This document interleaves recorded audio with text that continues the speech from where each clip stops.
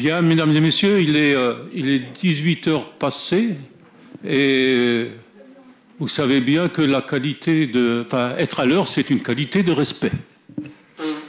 Donc, voilà. Je vous propose de démarrer ce conseil municipal et on va commencer, bien sûr, comme d'habitude, avec la communication. Les présents d'abord, ou absents, sont absents ayant donné procuration. Madame Maté, Madame Becker, Madame Kiffer à moi-même, Monsieur Vecchio à Monsieur Atmania, Monsieur Olszewski, Madame Stelmazik, Madame Guérin à Monsieur Elfenstein, Monsieur Herbivo sera en retard et s'est excusé, et absent sans procuration, Madame Crenard. Voilà. Je pense que j'ai oublié personne. Avant de démarrer cette séance du conseil municipal, j'aimerais qu'on ait un instant pour toujours, il y a des événements tragiques parfois, et donc pour vous annoncer, vous l'avez certainement déjà vu, que nous avons perdu un décès d'un agent municipal hier, c'est hier, donc c'est monsieur Alexandre Chelmis, qui est décédé hier. Il était en arrêt de travail depuis quelque temps. Et donc voilà, il est décédé hier, le 3 septembre, à l'âge de 61 ans. Alexandre, que j'ai bien connu bien avant d'être élu, et ces 25 ou 30 dernières années. Donc Alexandre avait rejoint la collectivité de Saint-Avold le 1er avril 2002 en tant qu'adjoint technique. Pendant plus de 20 ans, il a mis son savoir-faire de peintre au profit du service d'entretien de la ville.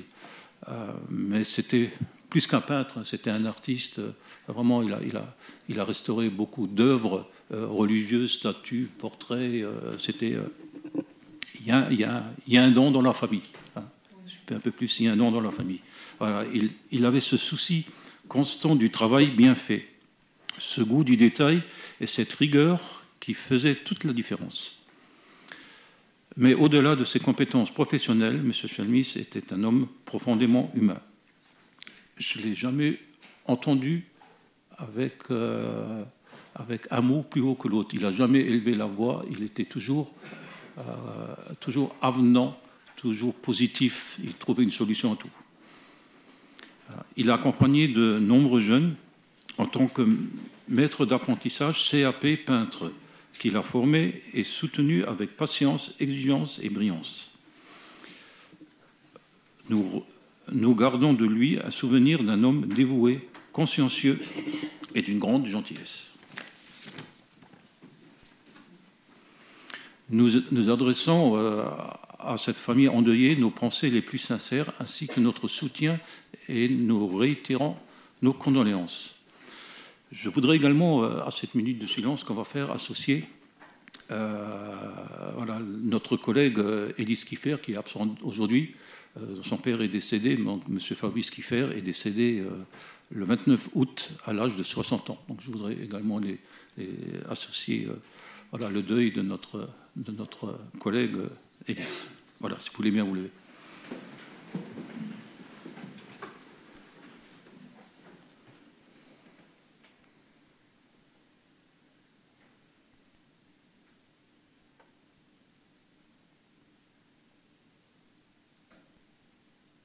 Merci.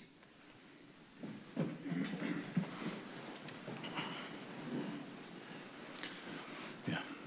En point supplémentaire, vous trouverez sur vos tables une motion de soutien aux pharmacies d'officine, mobilisation, ensuite il y a la mobilisation nationale des pharmaciens en Moselle que je vous propose d'ajouter à l'ordre du jour. En effet, la ville de Saint-Avold souhaite exprimer son plein soutien aux pharmaciens d'officine du territoire actuellement engagés dans une mobilisation nationale inédite face à des réformes menaçant la pérennité de leurs activités.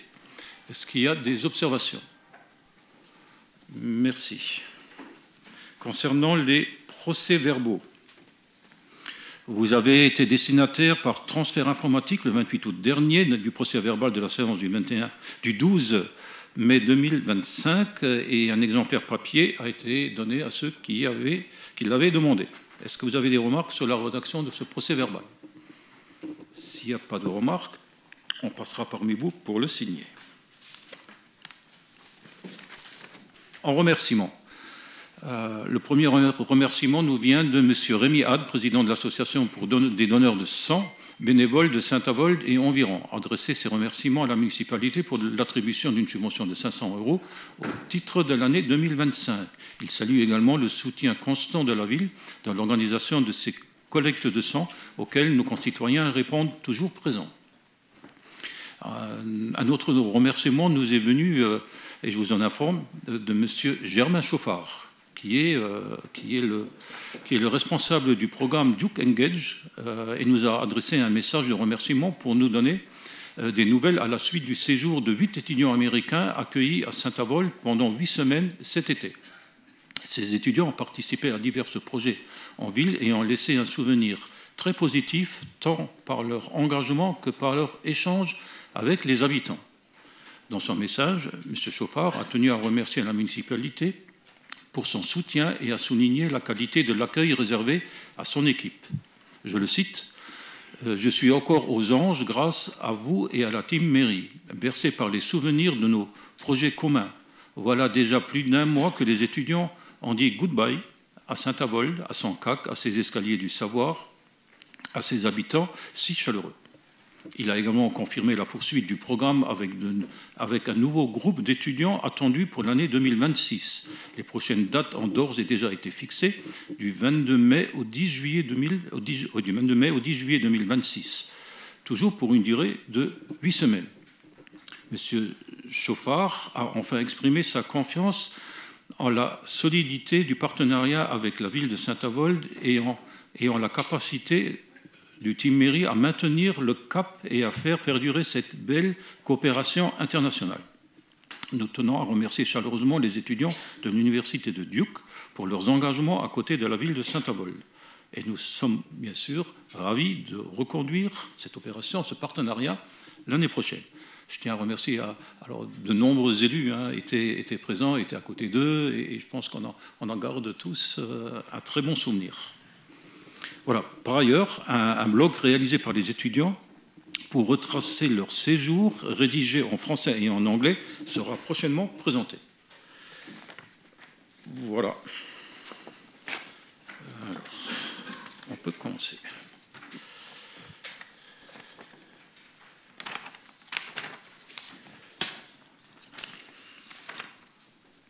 Alors, le point numéro 1, qui concerne le concours de maîtrise d'œuvre pour la création d'une cantine scolaire et de désigner le lauréat.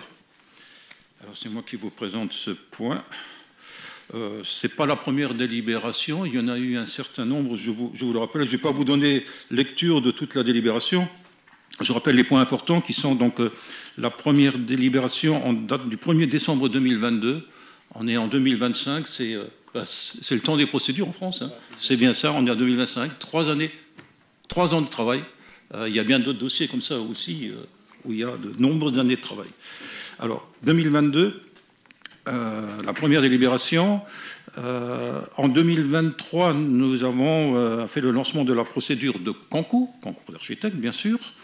Et le 9 juin 2023, nous avons modifié le jury. Alors, je ne me souviens plus pour quel, parce qu'il y a un jury qui a été créé, et je ne me souviens plus, c'était peut-être un changement d'élu. Il y avait un jury qui avait été créé, on l'a peut-être modifié pour ces raison. Et donc, en date du 4 février 2025, ce jury a retenu 3 candidats qui ont été autorisés à proposer une offre. Alors, de mémoire, on en a retenu 3, mais il y en avait 18, 20, je ne sais plus combien il était, mais ça a suscité beaucoup d'intérêt. Et donc, dans la procédure, il fallait en retenir 3. Et donc, on en a retenu 3 au mois de juin. Au mois de février, pardon. Au mois de juin 2025, le jury s'est réuni et a désigné le lauréat du concours. Le jury, je le rappelle, il était composé d'élus, mais également d'experts désignés, que nous avions désignés par délibération. Les 3 candidats qui ont été retenus sont Alors ce sont des groupements à chaque fois, je vous donne le nom, mais vous avez la liste, hein, je vous donne le nom généralement c'est l'architecte hein, qui est en premier. Et bien sûr, oui je vais venir, hein, c'était bien sûr anonyme, jusqu'au dernier moment, mais je vais y venir. Alors les trois étaient Dominique Coulon et associés, le second était Agence d'architecture 1000 lieux, et le troisième Espace Architecture. Les trois ont bien sûr déposé un dossier complet des pièces écrites et graphiques telles que l'avait demandé le règlement du concours. Ils l'ont déposé, c'est très précis, le 26/2025 à 11h. Voilà, c'est la réglementation, c'est le respect de la procédure. Une visite sur site a été organisée le 12 mars 2025. C'est toujours important parce que pour un architecte, il faut il faut s'inspirer de l'environnement pour présenter un projet.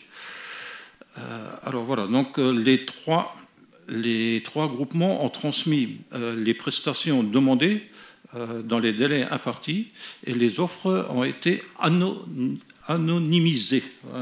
Voilà, monsieur le Premier adjoint disait que c'était tout à fait anonyme. Et ils sont restés anonymes jusqu'à la fin, jusqu'à ce que le jury s'est prononcé. Donc, alors, où j'en étais et bien sûr, on s'est fait accompagner d'un assistant en maîtrise d'ouvrage, qui est le cabinet Spoon, pour réaliser toutes ces analyses. Lors de la réunion du 30 juin 2025, le jury a examiné les projets des plans anonymisés, toujours, hein, c'est anonyme, et a procédé au classement des projets sur la base des critères d'évaluation définis dans le règlement de concours. Et après avoir constaté le classement des trois candidats effectués par le jury et les consignés dans un procès verbal, il a été procédé au lever de l'anonymat. Vous avez le classement sous vos yeux. En 1, l'agence d'architecture 1000 lieux. En 2, Dominique Coulon. Et en 3, Espace Architecture. Ce concours sera suivi, donc on va vous proposer de retenir bien sûr le premier qui est Espace Architecture, 1000 lieux, et bien sûr la suite, donc le concours sera suivi d'une procédure de marché négociée sans publicité ni mise en concurrence, conformément à l'article R2122.6 du Code de la commande publique. Le premier, c'est pas Espace Architecture. Non, c'est Agence Architecture 1000 lieux. Je redis, Dominique Coulon et associés, et le troisième, Espace Architecture. Donc, je vous propose de retenir. Alors, je vous donne le nom complet le nom de toutes les entreprises de ce groupement, qui sont donc Espace Architecture 1000 lieux, Plan Neuf, Omnitech, Isaïs, Ingénierie Bois, Clic SAS et Vanatech.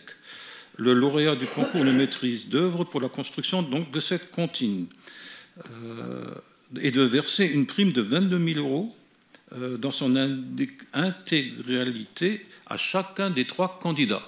À savoir que pour le lauréat qui a été retenu, bien sûr, ça sera retiré de son versement qu'on doit lui faire dans le cadre de sa mission.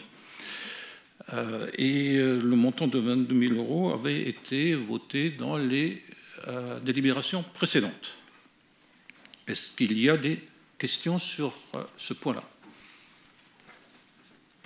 Certainement, oui.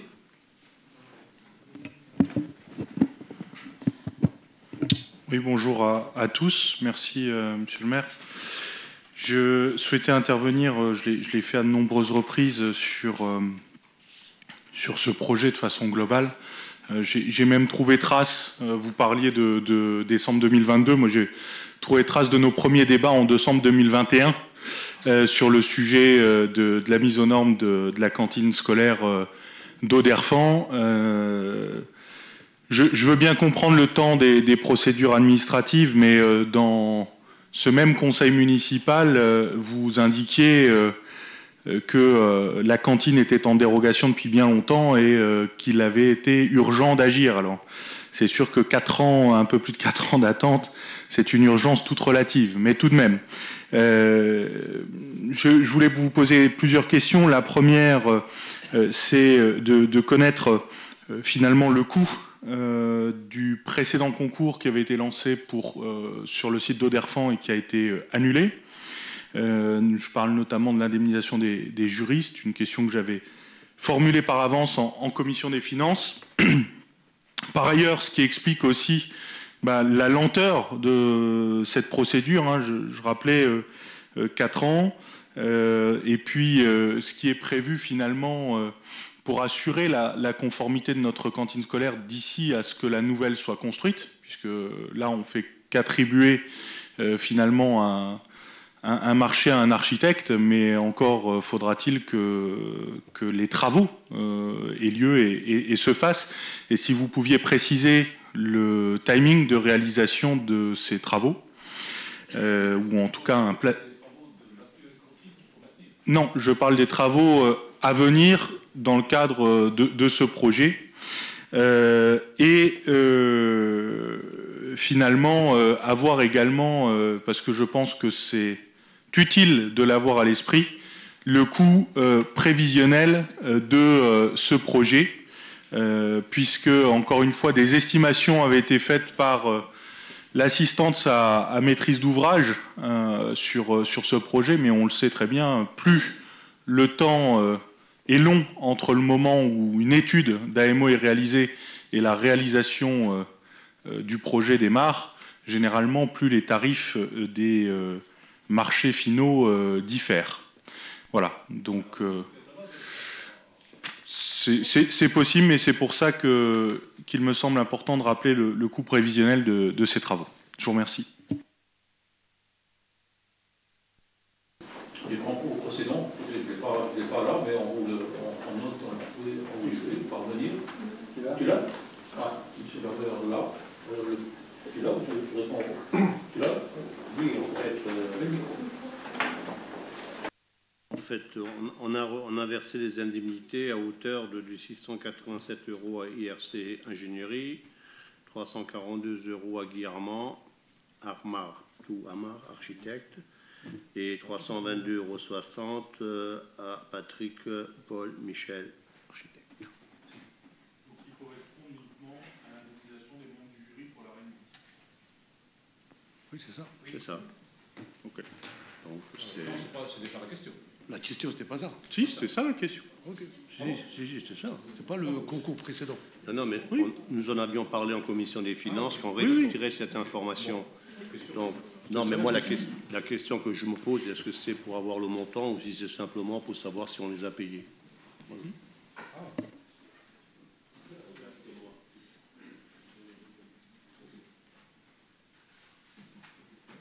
La seconde question qui est le délai, vous avez dans les documents... De la consultation. Dans le règlement de la consultation, il y a toutes les informations nécessaires.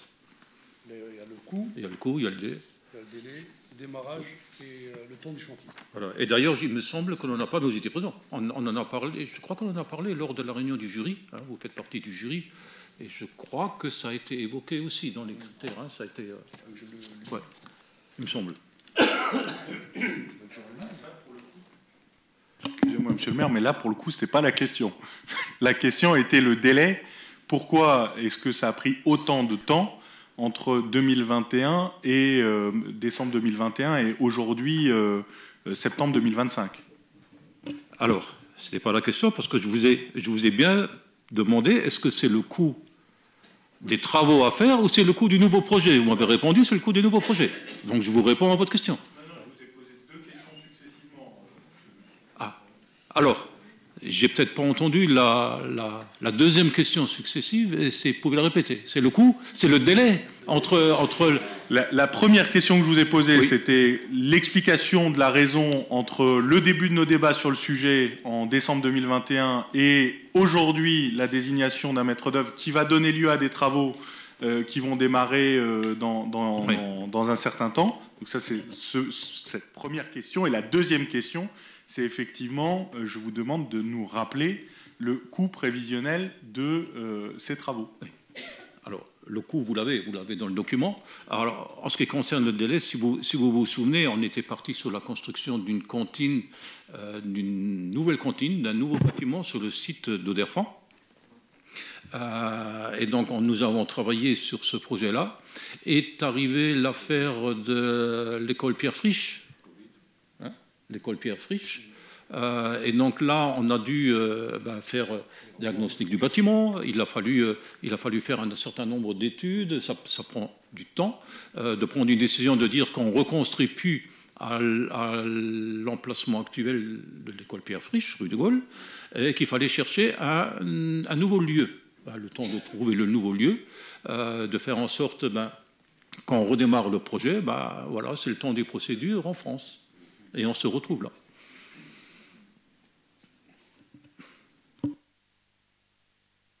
Oui. Normalement, c'est 2, mais on est... Je comptais pas ma précision, puisque je voulais pas vous méprendre sur les questions que j'avais posées comme une deuxième intervention. Bon, puisque vous ne voulez pas rappeler effectivement l'enveloppe financière, elle est précisée dans la délibération, c'est 3 586 000 € hors taxe.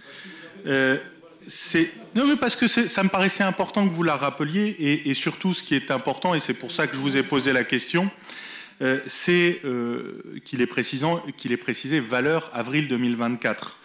Vous faites écho au sujet de l'école Pierre Frisch, le fait qu'il a fallu prendre du temps pour changer de décision et de destination.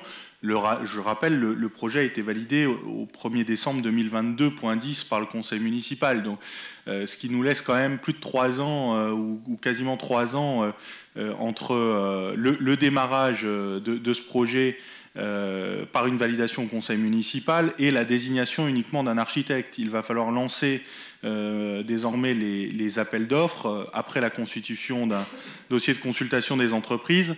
Vous doutez bien qu'on va lancer ces marchés au mieux à la fin de l'année, au pire au premier trimestre de l'année prochaine, ce qui veut dire qu'on aura basé nos estimations de travaux sur une date qui est celle d'avril 2024, et on lancera finalement des marchés vraisemblablement début 2026, avec près de 2 ans de décalage. Et donc je suis sceptique par rapport à la similarité des coûts entre ceux qui avaient été prévus et ceux qui seront réalisés. Étant donné qu'on saute d'un mandat à un autre et que l'engagement financier sera à tenir par la majorité suivante, quelle qu'elle soit, comprenez ma réserve sur ce sujet. Et si j'ai une dernière réserve effectivement à observer sur ce point, nous désignons bien un architecte, mais aussi un groupement. Et c'est vrai que parmi les membres du groupement, mais ma foi c'est comme ça, mais je le regrette tout de même, que nous désignons, il y a finalement assez peu d'acteurs locaux. Nous avions présélectionné parmi les 3 une agence d'architectes de Saint-Avold qui, à mon avis, aurait tout à fait pu faire l'affaire. Voilà, donc je m'abstiendrai sur ce point. Bien. Bon, est-ce que je vais reprendre tout ? Il y a un jury, vous remettez en cause l'intégrité du jury, mais ça c'est vos propos. Quant au délai, vous avez le droit. Quant au délai, vous dites 3 ans, mais je l'ai dit d'emblée 3 ans, parce que ce sont les délais des procédures qui s'enchaînent. Vous qui êtes très averti de toutes ces procédures, je m'étonne que vous vous étonnez du délai si long. Mais c'est le respect du délai des procédures. On ne peut pas faire autrement. Voilà. Voici ma réponse. On aimerait bien, évidemment. Bien, donc s'il n'y a pas d'autres interventions, je vous propose de mettre aux voix. Qui est contre? Abstention? 2, 3 pour vous avez une procuration, hein? Ok. Bien. Donc, merci pour ce point. Merci pour les enfants qui iront à cette cantine. Le point numéro 2, qui est la contractualisation avec l'ALCOM pour la réduction des déchets des produits du tabac dans l'espace public. C'est M. Elfstein qui propose... Merci, Monsieur le maire. Alors, vu le Code général des collectivités territoriales, vu la loi anti-gaspillage pour une économie circulaire du 10 février 2020, vu les articles du Code environnement, vu le projet du contrat type à passer avec l'éco-organisme ALCOM annexé à la présente délibération, Alors, l'ALCOM est un éco-organisme agréé par l'État par arrêté ministériel du 28 juillet 2021. Il est chargé de la responsabilité élargie des producteurs de produits de tabac équipés de filtres composés en tout ou partie de plastique et des produits qui sont destinés à être utilisés avec des produits de tabac relevant du 19 de l'article L 541-10-1 du Code de l'environnement, de leur obligation, de leur responsabilité élargie. Alors, la mission de l'ALCOM, elle est de participer à la réduction de la présence des déchets issus du produit de tabac, schématiquement appelé mégots, jetés de manière inappropriée dans l'espace public. Alors, les objectifs de la réduction sont fixés comme suite. L'État nous fixe l'objectif là de 35% d'ici 2026 et réduire jusqu'à 40% jusqu'en 2027. Alors, les actions prévues par l'ALCOM, elles sont de sensibiliser, c'est-à-dire de fournir un outil de communication et de sensibilisation, améliorer la mise à disposition de cendriers de poche et de dispositifs de rue, soutien financier aux communes au titre de nettoiement des rues, assurer l'enlèvement et prise en charge des coûts de valorisation des mégots collectés séparément à hauteur de 100 kg de mégots massifiés. Alors, dans ce cadre, l'ALCOM propose de contractualiser avec les collectivités territoriales en charge du nettoiement des voiries publiques sur la base d'un contrat type unique. Alors, en contrepartie, la ville de Saint-Avold va mettre en place, dans ce cadre de ce contrat, un état des lieux des hotspots mégots, lieux à forte concentration de mégots au sol, et des dispositifs de collecte existants.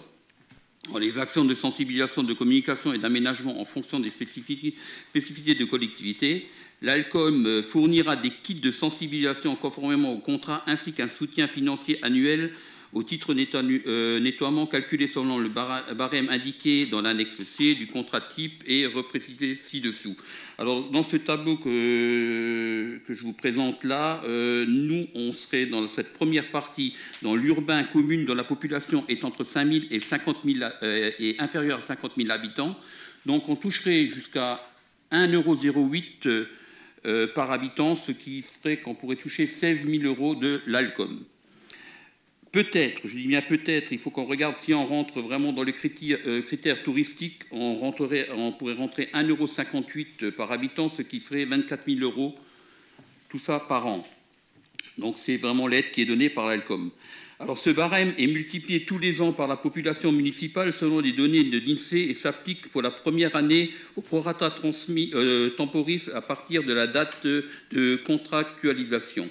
Par conséquent, le montant de soutien n'est pas fixe et peut varier chaque année en fonction, bien sûr, de l'évolution de la population, de l'évolution de la typologie de la collectivité et de la durée du contrat en cours de l'année. Ce soutien est versé au terme de chaque année civile sur présentation d'un bilan annuel des actions prévention et de sensibilisation menées au cours de l'année passée. Alors, il faut savoir que chaque année, il y a quand même plus de 7,7 milliards de mégots qui sont mal jetés en France. L'objectif est de réduire ce chiffre à 3 milliards de mégots par an, comme je l'ai dit avant, 40% jusqu'en 2026. Il faut savoir aussi qu'un mégot, juste à titre d'information, un mégot pollue jusqu'à 500 litres d'eau. Alors, ce qu'on veut, c'est rentrer dans une démarche environnementale. Et afin de lutter contre ces jets de mégots au sol, donc la ville va investir, quant à elle, dans 15 cendriers. Donc 15 cendriers qui coûtent à peu près 450 € l'unité. Mais là aussi, nous allons avoir une aide de 250 €. Sur ces cendriers, il y aura le logo de la ville et plus une signalétique avec les explications. Nous aurons des cendriers de poche. Une sensibilisation des citoyens une fois par an sera faite aussi, où on sera accompagné justement sur cette sensibilisation. Les mégots récoltés, quant à eux, seront ramassés par notre prestataire Suez et seront ramenés à une borne d'apport volontaire. Ces mégots-là servent aussi, ils sont reconditionnés et servent à fabriquer du mobilier urbain. Voilà, donc c'est une très belle action. Moi, je suis content qu'on puisse faire ça demain à Saint-Avold. C'est vraiment aller continuer dans la continuité de la propreté de la ville. D'ailleurs, beaucoup d'habitants nous le demandent. Les mégots, on voit qu'on a planté dernièrement près de chez Dozda et tout, et on voit que tout est souvent souillé. Donc, on va faire vraiment un effort là-dessus pour sensibiliser les gens, pour mettre le maximum de cendriers. Alors aussi, il vous est proposé d'approuver la signature du contrat type entre la ville de Saint-Avold et l'ALCOM pour la durée de l'agrément, d'autoriser monsieur le maire de Saint-Avold ou son représentant à signer le contrat, ainsi que tout document afférent à ce sujet. Y a-t-il des questions? Moi, c'est pas une question, c'est une remarque. C'est super de mettre des cendriers et tout, je trouve ça bien, parce que franchement, c'est pas bon pour la nature et tout, mais il faudrait peut-être les enlever aussi aux abords des écoles. Parce qu'on n'a plus le droit de fumer aux abords des écoles, il y a des écoles qui ont toujours encore des cendriers devant, et il faut penser à nos petits. C'est prévu, ça va être fait. Oui, on en a parlé l'autre jour, c'est prévu, ça va être fait. Oui, Madame Hidra. Bon, pas de question, mais une remarque aussi. C'est un beau et vaste projet qui, j'espère, portera ses fruits. Parce que beaucoup de Naboriens réclament ça, c'est les trottoirs, les sites verts, les pots de fleurs, tout ça, c'est jonché de mégots et c'est vrai que ça désespère beaucoup de gens. Je voudrais profiter de mon temps de parole pour mettre à l'honneur peut-être une jeune fille, Julie, que tout le monde connaît, qui depuis ses 11 ans milite et lutte pour sauver sa planète. C'est une personne engagée qui mène ses actions avec beaucoup de ténacité. C'est une personne que j'admire et je pense que ce projet lui rapportera une petite victoire. Voilà, c'est tout.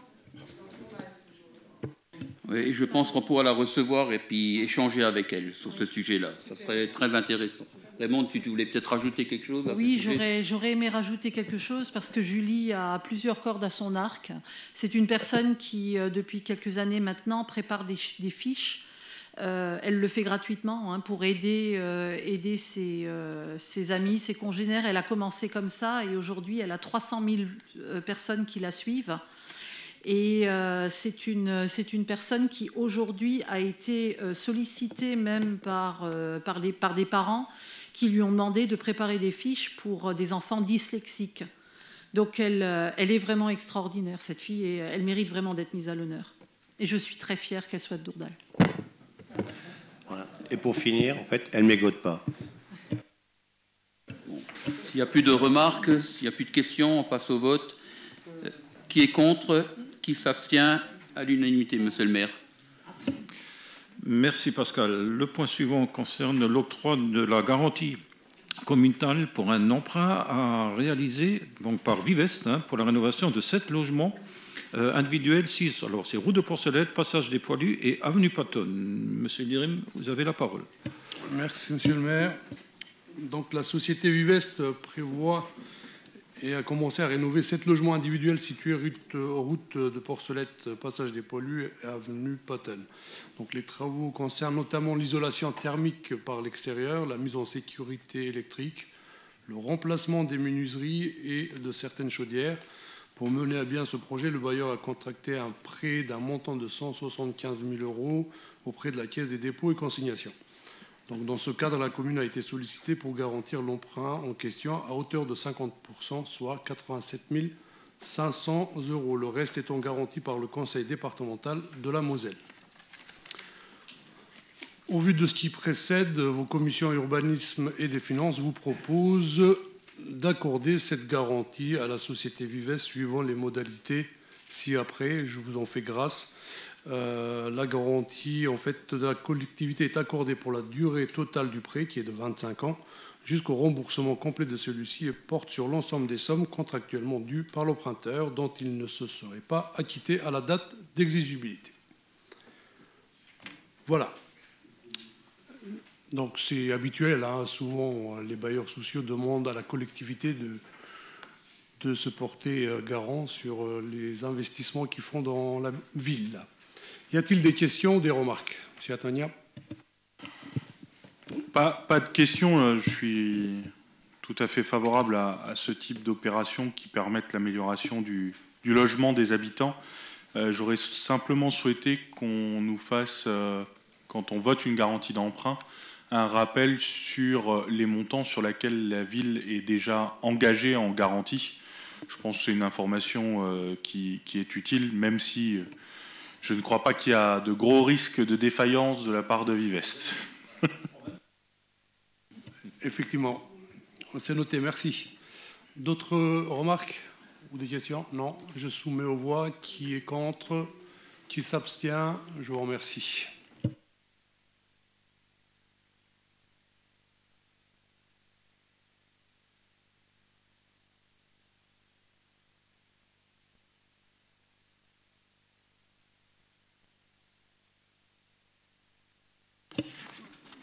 Merci, Monsieur le maire. Donc, depuis de très nombreuses années, un chemin piétonnier doté d'un éclairage public communal est mis à disposition des usagers pour relier le quartier Émile Huchet au parc du Tyrol. Celui-ci se situe sur la propriété des communes de Valmont et de Haute-Vigneulles et grève les parcelles qui suivent section 46 et section 46 aussi, 317 et 472. De ce fait, les conventions de mise à disposition qui doivent être renouvelées tous les 9 ans ont été conclues au profit de la commune de Saint-Avold. Ces conventions prévoient le versement d'une redevance annuelle d'un montant de 165 € au profit de la commune de Haute-Vigneulles et de 100 € au profit de la commune de Valmont. Donc à ces redevances s'ajoute la somme de 180 € de frais d'études et d'établissement de l'acte. Les conventions étant arrivées à échéance, il convient à présent de les renouveler. Donc à noter que c'est l'ONF qui prend toutes les mesures où les propriétés en question constituent de la forêt communale gérée par l'ONF. Considérant qu'un chemin piéton reliant le quartier Huchet Parc Tyrol est emprunté par les habitants depuis de très nombreuses années, considérant qu'il convient, dans un souci de sécurité, d'entretien et de valorisation des cheminements doux, de régulariser l'usage de ce chemin par la signature d'une convention de mise à disposition entre la commune de Saint-Avold et les communes de Haute-Vigneulles et Valmont, considérant que les conventions ont pour objet d'encadrer juridiquement son usage piétonnier au bénéfice de l'intérêt général.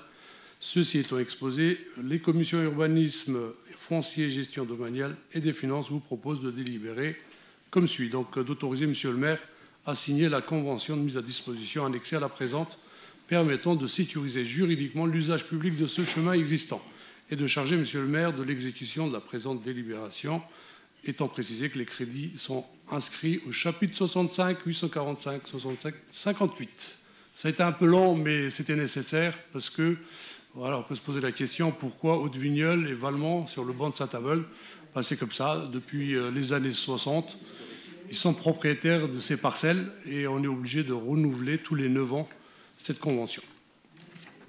Voilà. Y a-t-il des questions ou des remarques? Non. Donc je soumets aux voix. Qui est contre? Qui s'abstient? Je vous remercie. Merci. Le point numéro 5 avec l'admission en non-valeur de produits irrécouvrables sur le budget principal. Monsieur Lauer. Merci René. Le service de gestion comptable a transmis en mairie 2 demandes d'admission en non-valeur accompagnées des états de produits irrécouvrables pour un montant de 3 895,74 € pour créances admises en non-valeur et 2 292,90 € pour créances éteintes. Ces demandes de mise en non-valeur sont émises donc pour divers motifs: clôture pour insuffisance d'actifs, surrèglement judiciaire, liquidation judiciaire, surendettement et décision effacement de dette et combinaison infructueuse d'actes.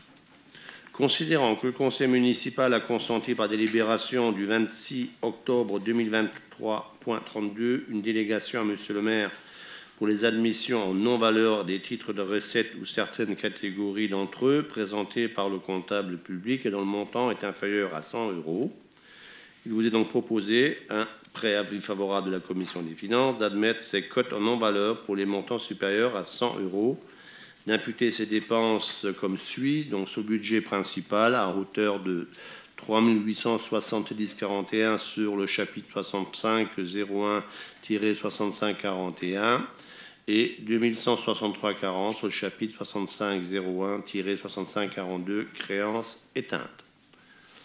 Y a-t-il des questions? Je soumets au vote. Qui est contre? Qui s'abstient? Merci.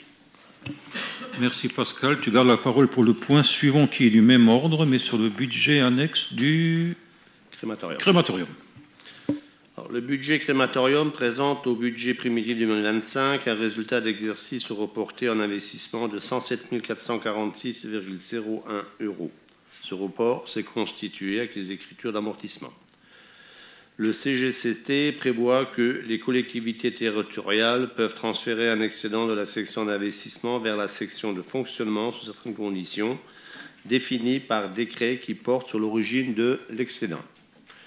Depuis le décret numéro 2015-1546 du 27 novembre 2015, les entités publiques locales qui ne remplissent pas les conditions peuvent demander au ministre chargé du budget et des collectivités locales une autorisation afin de reprendre leur excédent prévisionnel d'investissement en section de fonctionnement, quelle qu'en soit l'origine, s'il existe des conditions exceptionnelles et motivées justifiant leur demande, et ce, dès le vote du budget primitif. La gestion du crématorium s'effectuant sous délégation de services publics, la ville n'a pas prévu de projet d'investissement à court et moyen terme. Ainsi, l'excédent d'investissement constitué demeure sans objet. Vu l'avis favorable du comptable public en date du 19 août 2025, compte tenu de ce qui précède, il vous est proposé d'autoriser Monsieur le maire à solliciter une dérogation auprès des services de l'État pour procéder au transfert de l'excédent d'investissement en section de fonctionnement pour un montant de 107 446,01 € et d'autoriser le maire à signer toutes les pièces afférentes à ce dossier. Y a-t-il des questions? Moi, je tiens à rajouter une précision. On est sur le crématorium, sur une procédure également qui dure depuis quelques années de la reconstruction d'un nouveau crématorium avec on va dire, plus d'espace et plus pour le personnel aussi, hein, et plus de facilité dans les conditions de travail. Là aussi, ça fait, je ne me trompe pas, 3 ans qu'on travaille dessus, peut-être plus. Donc, le crématorium a été confié, la délégation de service public a été confiée récemment à celui qui a reçu le concours, et on nous a annoncé les travaux auraient dû démarrer fin de cette année, début 2026. Dans la procédure, il y a eu des retards, et le délégataire nous a donc informé de ces retards. Mais là aussi, vous voyez bien, on est dans les... Là, c'est pas la ville, hein, c'est du privé. C'est du privé. Ils se heurtent aussi à un certain nombre d'impondérables. Hein, et voilà, les délais s'allongent. Mais en tout cas, Saint-Avold aura un nouveau crématorium. Alors, il y a le temps de la construction. Je ne vais pas m'avancer, mais voilà, ça. Dans les... Alors, on va dire oui, au plus tard. Je pense quand même 2027, il sera construit. C'est ça, oui. Voilà. Bien, je soumets au vote. Qui s'abstient? Qui est contre? Merci. Merci Pascal. Le point suivant, il concerne le sport avec la participation financière à l'association Huchet Athletic Club pour les frais d'entretien du terrain sportif et sportif périphérique, ainsi que pour l'exercice 2025. Madame Spire. Merci. La délibération du conseil municipal en date du 28 septembre 2009, point numéro 9, acte l'engagement de l'association Huchet Athletic Club à assurer l'entretien courant des équipements sportifs et militaires, à savoir le terrain, les abords, le clubhouse et les vestiaires, sous forme d'une convention signée respectivement le 14 octobre 2009 entre la ville et ladite association sportive. En référence à la délibération du 19 septembre 2024, point numéro 22, le nombre d'heures entrant dans le calcul de la valorisation du bénévolat a été majoré en passant de 8 heures à 10 heures hebdomadaires, considérant ainsi l'implication des 2 associations missionnées pour l'entretien des lieux. Les modalités d'attribution pour la participation financière sont définies comme suit. Valorisation du bénévolat calculée sur la base du SMIC horaire net en vigueur, période prise en compte de 45 semaines à raison de 10 heures hebdomadaires, frais d'entretien engagés durant l'année civile 2024 justifiés par des factures établies au nom de l'association. Montant global de la subvention attribuée plafonné à hauteur de 6 500 €. Considérant l'avis favorable des commissions des sports et des finances et après examen des dossiers transmis par l'association Huchet Athletic Club, il est proposé au conseil municipal d'autoriser le versement de la participation financière à l'association précitée selon la répartition suivante. Donc du coup pour un total de 4 230 €. Les crédits nécessaires sont inscrits au budget primitif 2025 sous l'imputation budgétaire 65/322-65 748, autres charges de gestion courante, stade. Y a-t-il des questions? Monsieur Antonin, oui.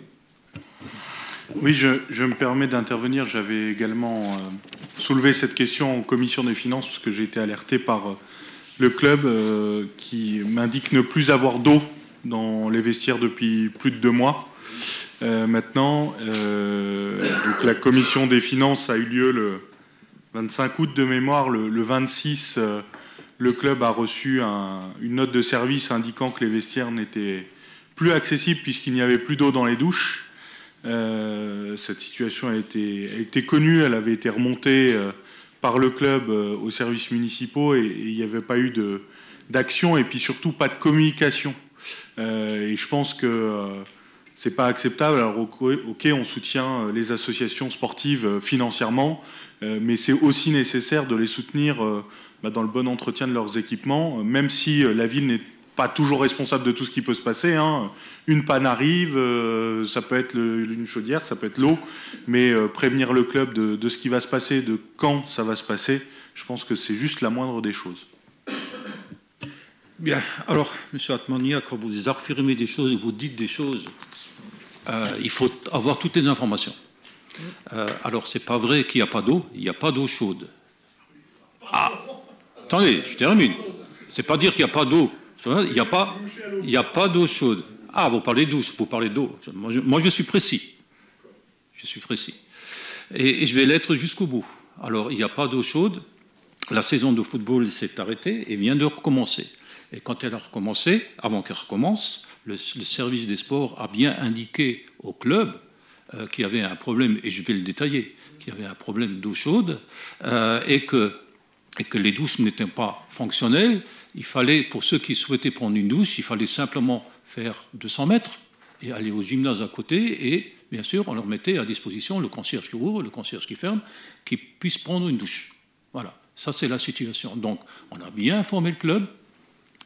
Et de dire qu'on n'a rien fait, c'est faux.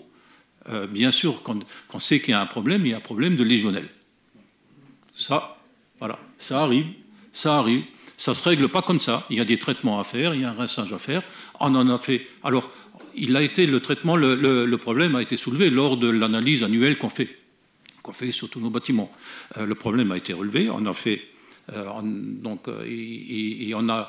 a eu une teneur élevée. Donc il a fallu voir qu'est-ce qu'on fait. On a fait un rinçage comme il faut le faire. Hein. On a fait un rinçage. Après le rinçage, il faut attendre. Voilà, il y a un petit délai à attendre. On refait une analyse. L'analyse, elle n'est pas bonne. Donc on en refait un deuxième. Et là, donc le deuxième vient d'être fait et on attend les résultats.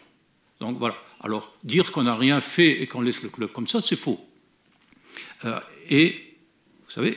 On a fait l'analyse, je viens de le dire tout à l'heure, dans d'autres bâtiments et d'autres gymnases. Le COSEC, pareil. Alors je dis pareil, il y a un problème de légionnelle, mais il est plus important encore. Ouais. Visiblement, voilà, ceux qui utilisent n'ont pas eu cette démarche d'aller vers l'opposition et dire à l'opposition, Monsieur Atmania, non, l'interlocuteur, c'est les services municipaux, le service des sports et les élus. Ce n'est pas tout de suite l'opposition, une démarche bien hasardeuse. Au COSEC, c'est un peu différent, c'est plus important. Alors, vous pensez bien que les services techniques ont fait un rapport sur ce qu'ils ont fait. Alors, COSEC. Alors, le COSEC. Alors, la situation, je le disais, est bien plus complexe. Un premier choc thermique a été réalisé et s'avère inefficace. Et le taux sont nettement plus mauvais qu'à Huchet. Nous aurons donc alors un choc au chlore cette fois-ci. Le traitement est beaucoup plus puissant et nous attendons les résultats d'analyse. Si le choc au chlore ne fonctionne pas, les vestiaires pourront ouvrir, sinon non. Et les techniciens me disent, écoutez, monsieur le maire, il faudra changer toute la conduite. Voilà. Alors, si je résume un peu, là, on a deux faits, hein, ça arrive, mais on est quand même sur des installations vieillissantes. Et on est sur le même fait de l'état de tous nos bâtiments qu'on n'arrête pas de rénover. On a parlé des écoles pendant des années, on y vient. Nos gymnases, nos installations sportives, nos gymnases on les a trouvés dans un état désastreux. Je ne vous parle même pas du clubhouse et des vestiaires à l'AJS Venec. On a mis, je crois, en 2 ans, plus de 10 000 euros. Plus de 10 000 euros dans la rénovation. Alors, on est efficace avec les moyens financiers et humains qu'on a, et au fur et à mesure, on fait les choses. Voilà, pour votre intervention et pour votre bonne information. Madame Eisenbach. Merci. L'année dernière, on avait le même souci à Jeanne d'Arc, et franchement, les techniciens de la ville, ils ont bien géré. On a aussi le premier choc n'avait pas servi, et en fin de compte, non, franchement, ils ont bien géré. Je veux dire, tous les bâtiments sont dans le même état de toute façon, mais ouais. Franchement, je veux dire, ils ont bien travaillé. On a pu réutiliser au bout d'1 mois ou 1 mois et demi les douches, mais bon, après, Après, c'est compliqué, c'est clair, quand on joue au foot, de ne pas pouvoir se doucher après, mais bon, il faut passer par là pour pas avoir de soucis de santé, quoi. Oui. Alors, je voudrais rajouter quand même, parce que tu parles de nos techniciens qui ont bien travaillé. Moi, je voudrais souligner le travail des agents municipaux. Franchement, ils ont fait un travail, et encore, Cataline s'est fait la porte-parole d'une directrice d'école, ou des travaux qui ont été faits. Et moi, je tiens à souligner le travail exemplaire qu'ils font. Ils sont nombreux. Alors, je ne devrais pas le dire, mais je dis toujours les choses comme elles sont. Malheureusement, une toute petite partie, mais c'est pareil partout, ternit un petit peu l'image de la fonction publique. Mais croyez-moi, il y a beaucoup de personnel dévoué, compétent, disponible. Et moi, je tiens à les remercier ce soir. Je voulais juste ajouter le fait qu'un responsable du club du Huchet m'a contacté le 24 juillet pour m'informer des difficultés, et on est intervenu tout de suite. Je lui ai donné toutes les informations nécessaires sur l'étude, les analyses qui sont en cours, et je lui ai dit que ça allait prendre quelques temps. Donc ils étaient informés, bon, voilà, et puis on a fait le nécessaire, quoi. Maintenant, juste, je complète. Maintenant, si on habite Zengbouz et on ne sait pas ce qui se passe à Saint-Avold et comment que ça fonctionne et les difficultés qu'on a, ben, enfin, c'est compliqué de critiquer, hein, c'est délicat. C'est bien. Bien, moi j'étais au match à Huchet, donc avec Nino, on était les élus là-bas, puis on a discuté avec tout le monde, donc après j'ai discuté avec des personnes, bien sûr, le problème, les analyses, elles ne sont pas là, et puis on ne sait pas ce qu'il y a, donc c'était encore bloqué.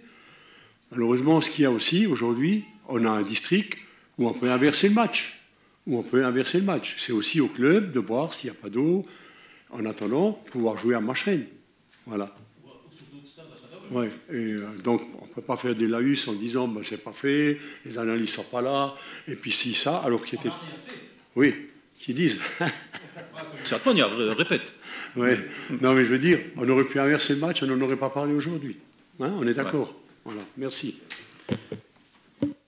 Monsieur Lauer, la parole reste à vous, non? Non? Ah non, j'étais encore sur le... non, c'est Madame Spire pour la subvention. Je vous en prie. Merci, monsieur le maire. Alors, je vous réponds. D'une part, ne rentrez pas dans des propos fallacieux. À aucun moment, j'ai dit que vous n'aviez rien fait. Ce que je vous ai dit, c'est qu'il y avait un manque de communication. Donc, ne travestissez pas mes propos. Ensuite, monsieur le maire, je reprends les propos de votre premier adjoint. Vous indiquez avoir été contacté par le club le 24 juillet. J'ai devant moi la note émanant du service des sports, signée par l'adjointe au sport, interdisant donc la disponibilité des douches jusqu'à nouvel ordre, signé le 26 août 2025. Ça veut dire quoi? Ça veut dire qu'à partir du moment où vous savez qu'il y a de la légionnelle, vous avez les informations fin juillet. Je vous rappelle, monsieur le maire, alors vous dites « Oh, la saison venait de s'arrêter, elle vient de reprendre ». Je vous rappellerai, monsieur le maire, comme vous êtes un grand sportif, que la saison sportive au foot se termine fin mai, début juin, et que la préparation de terrain reprend à peu près à la mi-juillet ou au pire à la fin juillet. Raison pour laquelle il est assez logique que vous ayez été contacté à la fin juillet. Donc là, vous êtes juste en train de me dire que vous avez été contacté par le club le 24 juillet et que vous avez attendu le 25 août pour indiquer qu'il y avait une indisponibilité des douches parce qu'il y avait de la légionnelle dans l'eau. Donc ça veut dire qu'un utilisateur qui n'était pas informé, qui n'était pas au courant, aurait pu avoir des problématiques de santé. Donc vous ne vous rendez même pas compte de l'énormité que vous racontez. Voilà. La note de service, je l'ai, c'est vous qui l'avez signée, c'est votre adjointe au sport qui l'a signée. Donc, arrêtez quand je vous parle d'un problème de communication que je soulève en plus sans coup en traite, puisque je préviens en commission des finances, je vous indique la problématique. Je vous demande de m'informer sur les suites de ce qui a été fait ou pas. Je n'ai eu aucune information à ce jour jusqu'au conseil municipal, et si je ne venais pas sur le sujet, je n'en avais encore aucune, alors que on s'était engagé à me fournir les informations. Donc excusez-moi monsieur le maire, si je suis obligé de pointer votre manque d'efficacité encore une fois. Maintenant, vous pouvez rentrer dans la justification permanente et venir à grand renfort. Quand vous me dites que vous avez mis 10 000 € dans des vestiaires en 2 ans, mais je suis désolé monsieur le maire, c'est un pansement sur une jambe de bois. Non mais sincèrement, 10 000 € pour des vestiaires. Mais c'est pas la question de ce que vous avez fait. Quand vous savez ce que ça coûte des installations sportives réellement, combien ça coûte de rénover des vestiaires, combien ça coûte de créer des vestiaires, vous savez ça peut-être combien ça coûte de créer des vestiaires ou de les rénover complètement. Ça coûte pas 10 000 € monsieur le maire. Et vous m'expliquez d'un côté que les installations sportives sont dans un état catastrophique et de l'autre côté que vous êtes sans arrêt en train de faire des réparations de fortune à droite et à gauche. Je suis désolé, c'est juste pas à la hauteur des ambitions qu'on peut avoir pour nos éducateurs, pour nos enfants, pour nos clubs sportifs. Monsieur Atmania, calmez-vous. Il y a une grande différence de fonctionnement entre vous et moi, je l'ai bien constaté. Ah ben moi aussi, mais croyez-moi. Justifiez-vous. Croyez-moi. Et il y a une grande différence de considération pour les bénévoles de clubs sportifs, parce que un bénévole de club sportif qui viennent de Zaïdouz ou d'ailleurs, il fait les choses pour les gens de Saint-Avold et pour les enfants de Saint-Avold. Je vais vous couper la parole si vous continuez. Ah oui, moi je vous ai pas coupé la parole, je vous ai écouté jusqu'au bout et croyez-moi, c'était long. On est dans le... Vous savez, monsieur le maire, il n'y a pas besoin d'être à Noël pour savoir qu'on est assis en face d'une dinde. Hein. Et je prends ça personnellement pour une insulte. Est-ce que je suis une dinde? C'est ce que vous venez de dire, monsieur Atmania. Non mais, tout à l'heure vous dites, on n'a rien fait, et 5 minutes après vous dites, je ne l'ai pas fait, j'ai pas dit ça. Maintenant vous dites, je suis une dinde, et 10 secondes, oh, c'est enregistré, on verra bien. Et, monsieur Atmania, vous n'avez plus la parole. Maintenant vous dites que vous me traitez de dinde, et 3 secondes après vous dites, je ne l'ai pas dit. Mais voyons, allez, ben écoutez... Non, vous avez dit, j'ai en face de moi une dinde. Et je prends ça pour une insulte. Donc, monsieur Atmania, Monsieur Atmania, vous n'avez pas la parole. Monsieur Atmania. Alors, vous manquez de respect. Alors je vais vous dire, on n'insulte pas au conseil municipal un élu, et encore plus un maire. Donc, le maire, il va se défendre, et il va mettre, comme il l'a déjà fait, et en espérant que la justice sera moins clémente avec vous, mais un dépôt de plainte. Oh, bien sûr, puisque vous traitez de dinde le premier magistrat de la ville. C'est bien, faites payer aux Naboriens vos frais de justice. Encore une fois. Monsieur Atmania, je vous coupe la parole, je vous coupe la parole et on passe au vote.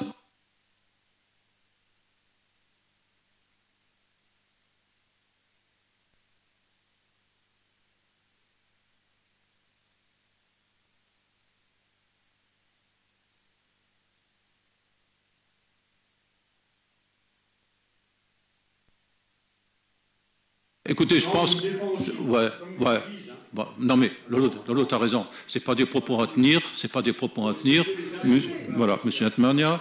Voilà, le sujet est clos. Il y aura une suite à ce qui vient d'être dit et on continue notre conseil municipal. Madame Spire. On passe au vote.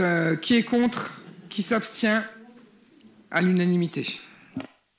Merci Madame Spire. Et oui, vous gardez la parole pour le point suivant. Le point numéro 8. Qui concerne également le même type de subvention, est là pour l'UCBH. La délibération du conseil municipal en date du 27 janvier 2022, point numéro 12, relative à la convention signée entre la ville et l'Union cycliste du bassin houiller, engage cette association à assurer l'entretien courant de la piste de BMX du complexe sportif Saint-Avold Nord. En référence à la délibération du 19 septembre 2024, point numéro 23, le nombre d'heures entrant dans le calcul, en fait ça reste le même que celui de Lac Huchet. Les modalités d'attribution pour la participation financière sont définies comme suit. Je vous laisse en prendre connaissance, c'est exactement la même chose. Et eux, ils ont une somme de 6 500 €.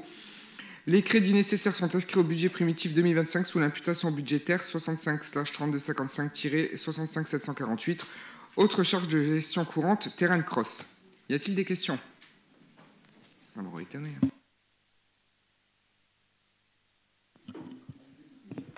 Merci. Je suis correct, j'attends qu'on me donne la parole.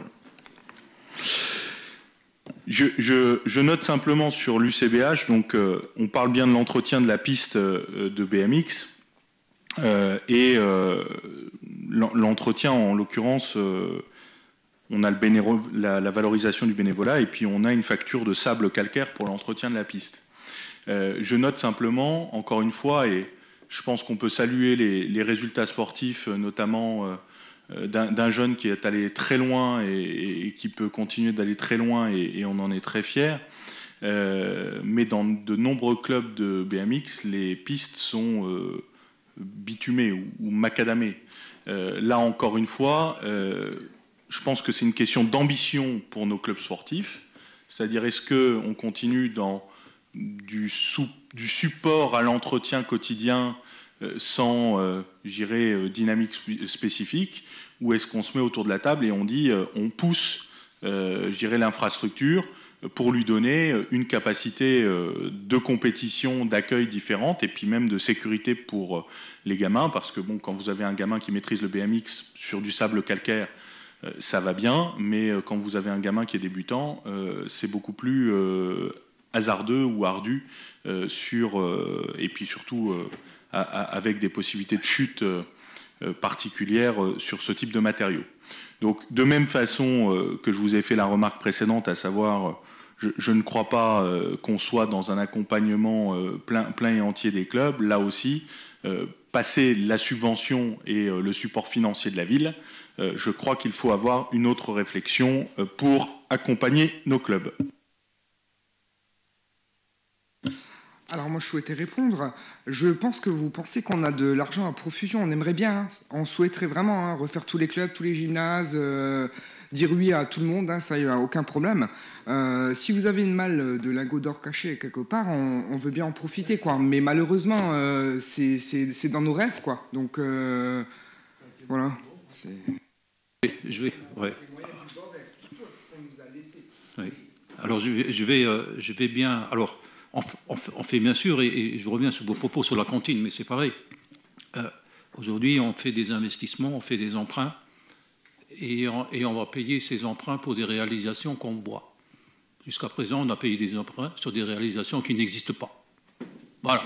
Et je ferme le sujet là-dessus sur l'investissement. Par contre, M. Atmania, si un jour vous voulez être maire, peut-être, il ne faut pas regarder club par club. Regardons un petit peu nos installations sportives, les clubs, ce que la ville a fait ces dernières années pour les clubs, alors les uns après les autres. L'année dernière, je vous rappelle, nous avons voté, alors je ne sais pas si vous l'avez voté ou pas, certainement oui, nous avons voté une subvention de 30 000 € pour refaire, et sur la proposition du club, pour le refaire comme ils le souhaitaient, la piste. 30 000 € on a versé. On a versé aussi à d'autres clubs où on a accompagné à hauteur de 50% l'entretien ou la rénovation ou l'amélioration de leur matériel. D'autres clubs attendent aussi, attendent leur tour patiemment. Il y a eu plusieurs centaines de milliers d'euros pour nos clubs de football. Synthétique à l'Étoile Naborienne, synthétique d'entraînement à Jeanne d'Arc, le projet de synthétique terrain à 5 pour le Vennec est en cours, les subventions, le dossier est en cours de constitution. Voilà, il y a le boxing club, voilà, championne intercontinentale de boxe. Vous avez déjà vu où ils s'entraînent? Vous avez déjà vu? Alors, et le championnat du monde de boxe se tiendra le 5 décembre à l'Agora. Championnat du monde de boxe. Donc, on peut avoir toutes les ambitions et on peut aider comme autant qu'on peut, et Mme Spire a raison, autant qu'on peut tous nos clubs, mais il n'y a pas à dire « yaka ». Comment on fait? Et voilà, et aujourd'hui on est sur ça. Comment on fait? Avec l'augmentation des salaires, l'augmentation des charges fixes en règle générale, l'État qui se désengage, ce qu'on a encore à payer. Comment on fait? Pas d'augmentation d'impôts. Ce n'est pas un miracle, hein, c'est une équation. Et à la fin, il reste le disponible pour les uns et les autres. Il faut satisfaire le sport, il faut satisfaire nos bâtiments, les écoles. Voilà. Donc, je pense qu'on n'a pas si mal travaillé que ça ces 5 dernières années à voir d'où on est parti. Alors, les donneurs de leçons, voilà, continuent à donner des leçons. Nous, on agit. Le vote. On passe au vote. Il ne faut pas oublier qu'on a 4 équipes de foot, donc on a 4 stades. Pour une île de 15 000 habitants, moi je peux vous dire que c'est beaucoup. À la longue, c'est à prendre en charge. Il y a les installations, il y a les équipes, il y a le niveau. Combien? Oui, non, mais je parle il y a un gymnase pour le judo, par exemple, mais il y a 4 terrains de foot pour les footballeurs. Il faut les entretenir, c'est ce que je veux dire. Hein. Donc on a du mérite parce qu'on essaie d'entretenir tout ça. Voilà. Oui, je vous remercie, monsieur le maire. Écoutez, je ne peux pas me satisfaire de vos propos. Je n'ai pas besoin de mal de lingots d'or. Je viens de démarrer mon intervention. Ne me coupez pas. Je ne peux pas me satisfaire de vos propos et vous parlez de mal de lingots d'or cachés. Non, il n'y en a pas besoin parce que, Madame Spire, vous pouvez tomber dans le misérabilisme en disant on n'a pas d'argent, on est pauvre, on n'a rien à faire, etc. La problématique, c'est quoi? La problématique, c'est qu'on ne voit pas de stratégie dans votre logique. Vous dites, ah ben on aide un, on aide l'autre, et puis on essaye, un près l'autre, etc. À quel moment vous êtes venu à ce conseil municipal pour présenter un programme pluriannuel d'investissement dans les infrastructures sportives? Jamais. Jamais. Il n'y a rien de construit en termes d'infrastructures sportives, comme en termes d'infrastructures culturelles, comme en termes même d'espace public. C'est-à-dire qu'on vient à chaque fois sur des opérations au coup par coup et on ne vient jamais avec un programme pluriannuel d'investissement sur ce type de sujet et de problématiques. Il n'y a aucune lisibilité dans votre politique sportive. Vous parlez des infrastructures et vous dites « Ah ben on a mis quelques dizaines de milliers d'euros ici, on a mis plusieurs centaines de milliers d'euros pour nos clubs sportifs, notamment le foot. Vous faites référence au terrain synthétique. Je vous rappelle quand même, monsieur le maire, et vous étiez élu à cette époque puisque vous dédouanez toujours de ce qui s'est passé avant, mais vous étiez là. En attendant, par exemple, le synthétique à Huchet, c'était un des premiers synthétiques posés en 2006. Vous savez quelle est la durée de vie d'un terrain synthétique ? 15 ans au maximum. Ça nous donne quoi? 2006 plus 15 ans, 2021. C'est juste normal de le changer. C'est pas un effort de votre part. C'est une logique d'investissement. De même que les synthétiques au stade, de même que les synthétiques au stade, ils doivent être changés. Donc, à un moment donné, je ne vous demande pas des recettes miracles, mais simplement ce que les autres collectivités font. Quand les collectivités voisines ont des subventions, même à Folchevillers, de l'Agence nationale du sport, qu'est-ce qu'on a eu, nous, de l'Agence nationale du sport? Vous parlez d'investissement dans les clubs sportifs. Le tennis club a dû supporter 80% de la dépense de ses paddles. Et vous n'êtes venu qu'en support. Donc ne me parlez pas de soutien aux clubs sportifs. C'est du pansement sur des jambes de bois en permanence. Il n'y a rien de construit. Donc si votre ambition, c'est là, et c'est de tomber dans le misérabilisme, 5 ans et demi après le début de votre mandat, à nous expliquer c'est toujours la faute de votre prédécesseur alors que vous en étiez le premier adjoint, bah bon, excusez-moi. Et en plus aux finances. Donc, stop, il est temps effectivement, monsieur le maire, vous me dites, ah ben monsieur Atmania, si vous voulez être maire, ben oui, il est temps que ça change. Ça, je peux vous le dire et je peux vous le confirmer, c'est clair. On passe au vote. Qui est contre? Qui s'abstient? À l'unanimité. Merci Virginie. Le point suivant concerne une subvention en soutien à l'équipement de l'Union cycliste du bassin Houillet. C'est Madame Paul qui nous présente le point. Merci, monsieur le maire. Subvention de soutien à l'équipement à l'Union cycliste du bassin Houillet, exercice 2025. On m'entend pas? Ouais, mais là, j'ai mal à la gorge un petit peu, à force de râler. Après l'avis favorable des commissions des sports et des finances, il est soumis à l'approbation du conseil municipal l'attribution et le versement de la subvention suivante. Nature de l'opération, achat d'une grille de départ de système électrique, dépenses subventionnelles 25 879,90 €. Financeur conseil départemental de la Moselle, taux retenu à 40%. Ville de Saint-Avold, taux proposé à 40%. Pour le conseil départemental, ça ferait un montant de 10 350.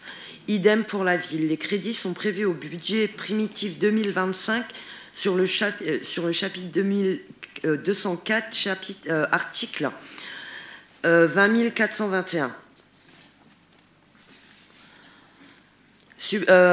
Les membres de la commission, après avoir pris connaissance de la demande de la subvention d'équipement de UCHBH, émet un avis favorable à l'attribution et au versement de subventions de l'équipement décrit ci-dessous en fonction des crédits disponibles au budget.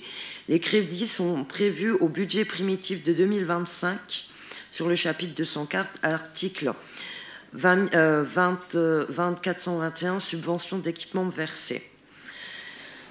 Tableau des subventions au titre du soutien de l'équipement des associations sportives. Nature de l'opération, donc toujours l'achat de grilles de départ de système électrique. Dépenses subventionnelles, 25 879,90 €. Financeur, conseil départemental, taux retenu à 40% pour un montant de 10 350. Ville de Saint-Avold, taux proposé 40%, montant 10 350. Y a-t-il des questions? Merci. Au vote. Faut bien que je passe ma petite blague. Hein. Qui est contre? Qui s'abstient? Merci. Merci beaucoup. Le point suivant concerne une subvention, toujours pour les clubs sportifs de haut niveau, pour les associations qui en ont fait la demande. Et Mme Pouchenga nous présente le point. Merci, Monsieur le maire. Donc, après avis favorable des commissions des sports et des finances, il est proposé au conseil municipal d'octroyer aux associations sportives une subvention pour le soutien au sport de haut niveau au titre de l'exercice 2025. Cette participation financière de la ville est octroyée selon le principe suivant: participation durant la saison sportive 2024-2025 aux compétitions à partir de championnats de France, aux épreuves qualificatives aux championnats de France et aux Coupes de France. Un forfait est appliqué pour chaque poste de dépenses lié à la participation à la compétition applicable pour chaque athlète et pour un entraîneur. Les subventions représentant un montant total de 3 573 € sont calculées après examen des justificatifs transmis par les associations, entre autres les factures d'hébergement, de carburant, de péage et les résultats aux compétitions. Il est soumis à l'approbation du conseil municipal l'attribution des subventions présentées dans le tableau ci-dessous, que je vous laisse consulter. Et les crédits sont prévus au budget primitif 2025 sous l'imputation budgétaire 65 327-65 748, autres charges de gestion courante et aide aux associations sportives. Y a-t-il des questions? Pas de questions, mais plusieurs remarques. La première, je pense qu'il est utile quand on vote des subventions de ce type qu'on nous rappelle les critères qui sont retenus pour le calcul des dites subventions, c'est-à-dire comment est-ce qu'on arrive à 630 € par exemple. Deuxième chose, je vous l'ai déjà demandé à plusieurs reprises, qu'on ait à côté de la subvention proposée par le conseil municipal, le montant demandé par l'association ou par la structure. Et troisième élément, je vous le redis, je crois, chaque année, mais j'ai repris la délibération qui modifiait les critères d'attribution des subventions de haut niveau, qui se base notamment sur un certain nombre de frais, etc. Bon, quand on voit que pour un petit déjeuner, on accorde 2,40 €, voilà. Pour moi, c'est pas à la hauteur du haut niveau. C'est pas à la hauteur du coût que nos structures ont à supporter. Et je n'oublie pas que, effectivement, c'est un soutien qu'on apporte à nos structures sportives et qui coûte à la ville, mais c'est aussi un gain pour la ville en termes de notoriété, en termes de visibilité, en termes de bonne image, et c'est finalement le meilleur pour moi des investissements que d'avoir des jeunes athlètes naboriens ou des plus vieux d'ailleurs qui ramènent des résultats ou qui figurent dans des compétitions nationales.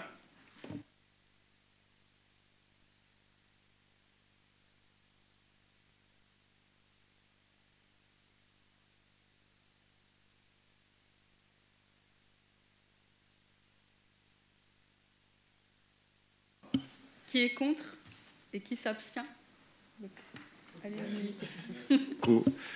Le point numéro 11 qui concerne l'attribution d'une subvention à l'association Nabor Rock pour l'organisation de la seconde édition du festival Nabor Rock.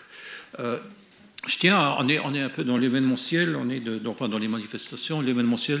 Je tenais encore à remercier tous ceux qui ont participé, des associations des secouristes qui étaient là, au 14 juillet. C'était une vraie réussite. tous les services municipaux qui y ont participé, Energis, Energis qui était là jusque tard dans la nuit, voilà, et bien sûr tout le public qui est là, et nos associations, parce que sans elles, il n'y aurait pas eu de restauration, il n'y aurait pas eu tout ça. Donc je pense qu'il faut le souligner. Si je complète un peu mes propos sur l'événementiel et ce qui va arriver, vous avez vu que nous avons lancé un AMI, donc un appel à manifestation d'intérêt pour les fêtes de Noël. Là. Alors on l'a fait pourquoi? Parce que l'association des commerçants nous a dit, alors c'est un peu tard, mais l'association, on a entendu dessus, l'association des commerçants nous dit qu'ils ne seront pas en capacité de gérer. Alors, ils l'ont fait l'année dernière et cette année, ils ne l'ont pas fait en capacité de gérer, comme d'autres sujets. D'ailleurs, si je ne me trompe pas, la journée de commerce de proximité, pareil, exactement. Donc voilà. Espérons, mais nous travaillons sur le sujet. Voilà. Je voulais le souligner. Bien, Monsieur Le Tulier. Merci, Monsieur le maire. Donc, il s'agit donc de l'attribution d'une subvention à l'association Naboroc pour l'organisation de la seconde édition outdoor du festival Naboroc. Par courrier du 29 juillet dernier, l'association Naboroc nous a informé la municipalité de l'organisation de la seconde édition du festival rock éponyme qui s'est déroulé le 23 août 2025. Fort du succès du premier festival qui a rassemblé plus de 800 participants l'année dernière, l'association a souhaité réitérer l'événement dans la rue Erschauer cette année. Ça permet aussi de participer à la dynamisation du cœur de ville. Le budget prévisionnel de cette seconde édition s'élevant à 9 000 €, cachet des artistes, hébergement, restauration, sonorisation, logistique technique, communication, SACEM, l'association avait sollicité dans un courrier du mois de juillet une subvention de 3 000 € afin de faire face aux différents frais inhérents à ce festival. Vos commissions municipales attractivité et commerce, entrepreneuriat et action cœur de ville et finances ayant émis un avis favorable, il vous est proposé d'accorder 3 000 € à cette association pour l'organisation de cet événement, montant prélevé sur le compte 65 748 du budget primitif, permettant ainsi de faire de ce festival un rendez-vous estival incontournable. Donc ce festival a eu lieu et ce fut un très grand succès. Il y a eu plus de 900 personnes qui ont participé sur la journée à ce festival. Y a-t-il des questions? Qui est contre? Qui s'abstient? Merci. Parfait.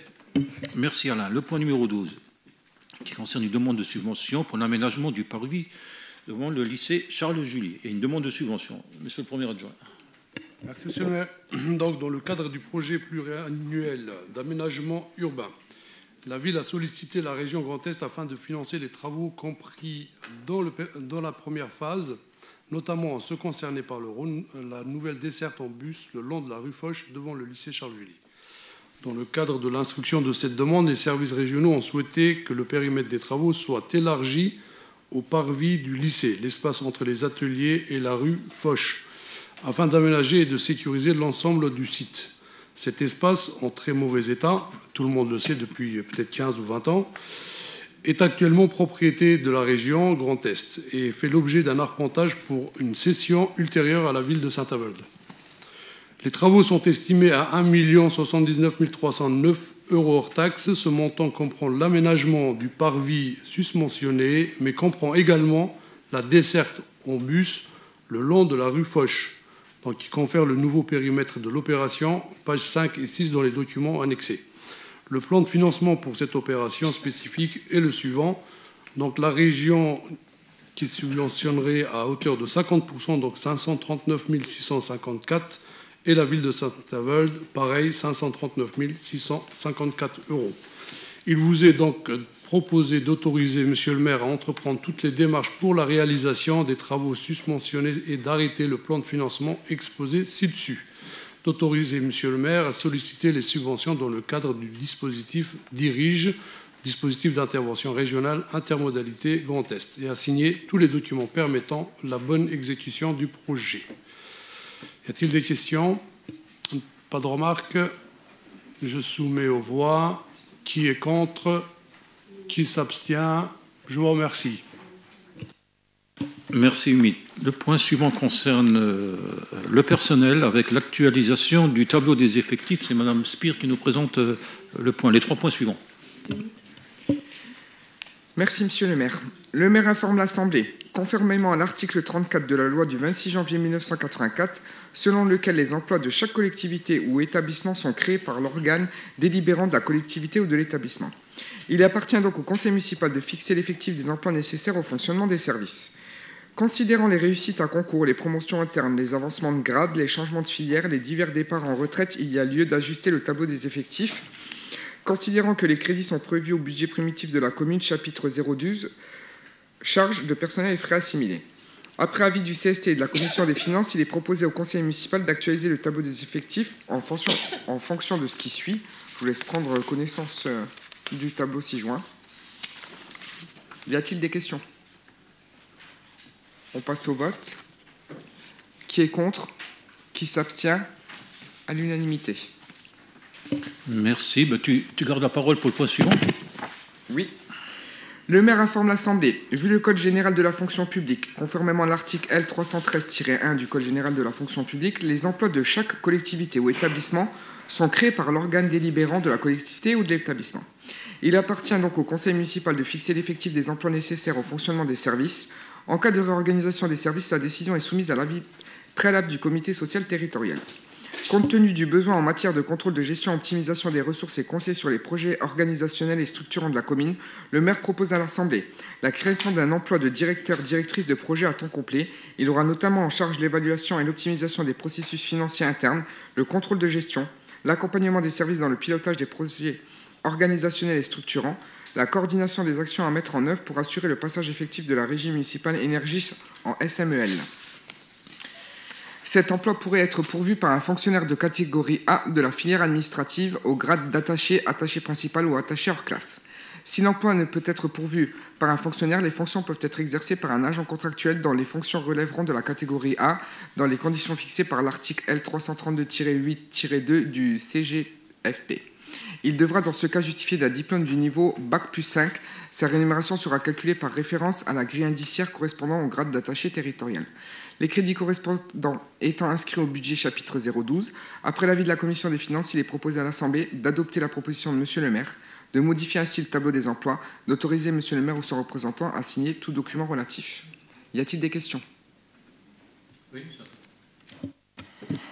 Quand je lis ça, j'ai l'impression d'être face à une blague. Ah oui, on est sérieux, monsieur le maire. On est très sérieux parce qu'il n'y a même pas 10 minutes de ça, vous me parliez de l'augmentation des salaires, du coût pour la ville, du fonctionnement qui explose. Et donc, vous dites vous-même, le nombre de fonctionnaires municipaux est nombreux. Et aujourd'hui, on crée un poste de directeur de projet qui va être chargé de regarder la conformité du passage d'Energis en SEM, alors que Energis peut très bien créer ce poste en interne. En plus de ça, vous le taillez sur mesure, parce que vous nous mettez un tableau dans lequel vous indiquez, donc, vous créez un poste de directeur de projet contrôle de gestion, optimisation des ressources et conseil sur les projets organisationnels et structurants. Alors ça, il faut aller le chercher.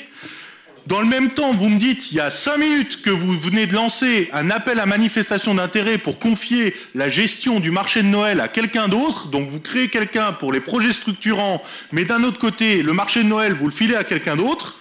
Et en plus de ça, vous avez le culot, monsieur le maire. Donc vous nous dites que ça sera dans le cadre d'emploi des attachés, que le grade, ça sera attaché hors classe. Vous ne l'ouvrez pas à plusieurs cadres, c'est marqué attaché hors classe. Pour moi, c'est ciblé. Et je ne suis même pas sûr que ça soit légal. Ensuite, vous évoquez un plafond de prime, d'accord? Vous indiquez un plafond d'IFSE, d'accord? L'IFSE, c'est l'indemnité de fonction et de suggestion à l'expertise. C'est une prime mensuelle qui est versée à l'agent en plus de son traitement indiciaire. Ça veut dire quoi? Un attaché basique.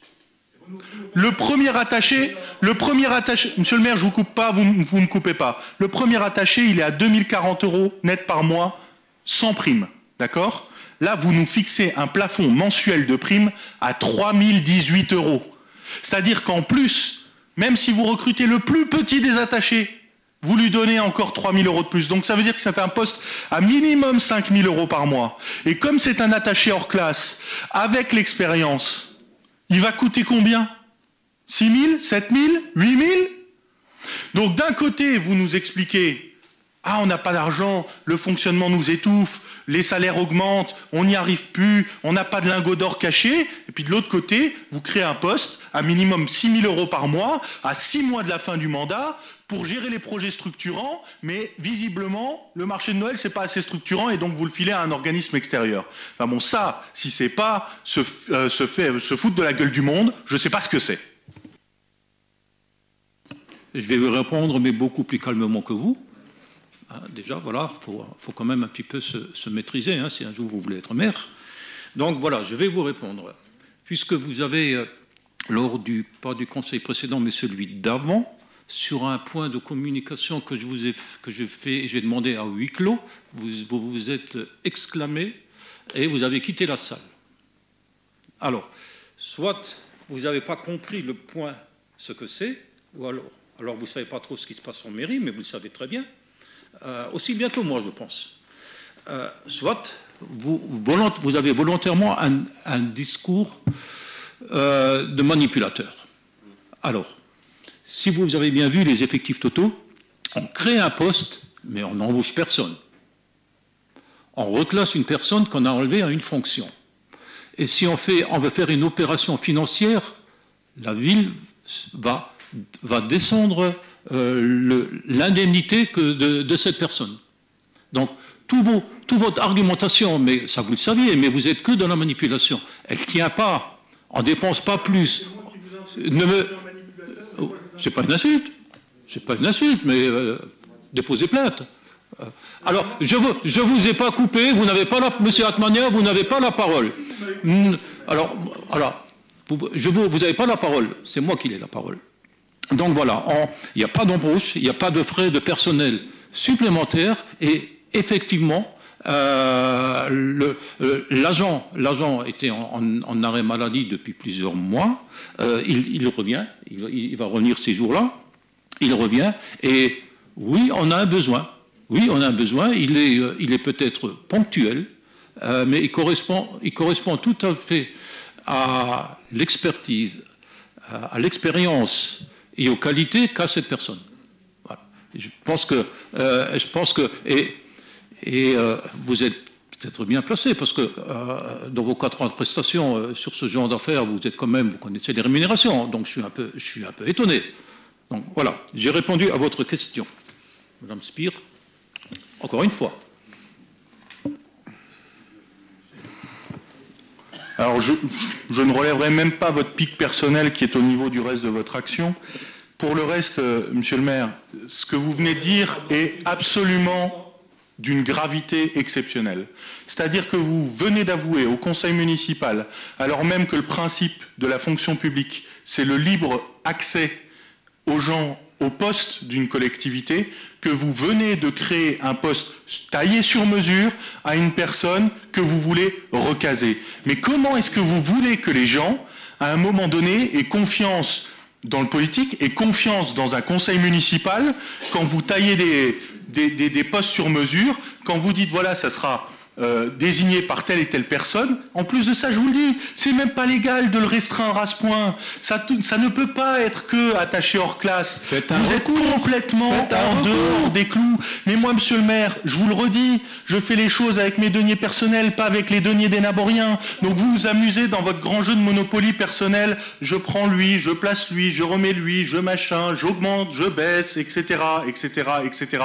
Vous nous expliquez que vous faites des économies de personnel. Vous avez créé un poste de chef de cabinet à moins d'1 an des élections. Non, mais si c'est pas se faire foutre de la gueule des Naboriens, je sais pas ce que c'est. Encore une fois, donc arrêtez avec ces opérations. Soit vous dites les choses franchement, et là je suis désolé, ça n'est pas correct, parce qu'à un moment donné où vous créez un poste dans la collectivité, il doit être publié, il doit être ouvert, et je suis désolé, mais les Naboriens n'ont pas à être comptables du recasage des choix que vous avez effectués, parce que c'est vous qui avez déchargé le DGS de ses fonctions, c'est vous aujourd'hui qui le recasez, et c'est vous aujourd'hui qui créez un poste factice pour fermer les choses et pour permettre aux choses de se calmer. Voilà. Moi, c'est ce que j'appelle mettre la poussière sur le tapis. Bravo. Merci. Alors, je vais vous répondre, mais juste, je ne crée pas un poste pour caser quelqu'un. J'ai l'obligation de reclasser une personne. Et sur les recommandations du centre de gestion, c'est comme ça qu'on fait. Donc, voilà. Madame Spire. Qui est contre? Qui s'abstient? Merci. Tu gardes la parole pour le point suivant. Oui. Vu la loi numéro 83-634 du 13 juillet 1983 modifiée, vu la loi numéro 84-53 du 26 janvier 1984 modifiée, vu le décret numéro 2014-513 du 20 mai 2014 relatif au RICEP, vu la délibération du numéro 9 du 5 février 2025 fixant le régime indemnitaire tenant compte des fonctions des sujétions de l'expertise et de l'engagement professionnel applicables aux agents communaux. Vu l'avis du comité technique paritaire en date du 22 août 2025, considérant la nécessité, suite à un reclassement, d'ajouter le grade d'attaché hors classe dans le dispositif indemnitaire au niveau 7 et de modifier le montant maximal mensuel de l'ISFE en procédant à la mise à jour de la délibération point numéro 9 du 5 février 2025, page 4 et annexe comme suit. Niveau 7, page 4, responsabilité de service des fonctions support, ressources humaines, finances, affaires juridiques, système d'information, marché public. Responsable de plusieurs services avec encadrement ou de structure, direction de projet, contrôle de gestion, optimisation des ressources et conseil sur les projets organisationnels et structurants. Majoration maximale de 20% du montant de l'IFSE dans la limite du plafond ville. Critères de modulation retenus, niveau d'expertise expérimenté. Stratégie de pilotage, difficulté de recrutement sur des métiers en tension liés à un marché de l'emploi fortement concurrentiel. Valorisation de la technicité et de l'expertise acquise par les agents en fonction et management d'équipe. Je vous laisse prendre connaissance du tableau. Il est précisé que les autres dispositions de la délibération précitée demeurent inchangées. Après avis de la Commission des finances, il est proposé à l'Assemblée délibérante d'adopter les modifications apportées à la délibération point numéro 9 du 5 février 2025, d'autoriser Monsieur le maire ou son représentant à signer tous les documents relatifs à ce dispositif. Y a-t-il des questions? Vous voyez, Monsieur le maire, ce que vous venez de nous dire en plus est faux, puisque vous nous dites « Ah, mais je ne crée pas un poste en plus, je ne recrute personne, c'est une personne qui est déjà présente dans la collectivité. » Pour autant, l'emploi fonctionnel de directeur général des services, vous ne l'avez pas supprimé au tableau des effectifs. Il est toujours présent dans le tableau que vous indiquez. Traduction, vous avez toujours la possibilité de recruter à tout moment un directeur général des services en supplément de votre directeur de projet. Ce qui veut dire que vous avez toujours la possibilité d'avoir un coût supplémentaire pour la collectivité, puisqu'encore une fois que le conseil municipal a créé les postes, vous en faites ce que vous voulez. Par ailleurs, vous indiquez « Ah oui, mais le niveau d'indemnité n'est pas le même, etc. » Selon le tableau que vous-même vous nous fournissez, un DGS a un plafond annuel de 36 210 € de prime IFSE, en plus de son traitement indiciaire, 3 018 € par mois, hein, quand même. Hein. Et donc, votre poste de directeur de projet a un plafond annuel de 36 210 € et de 3 018 € par mois, c'est-à-dire exactement le même plafond.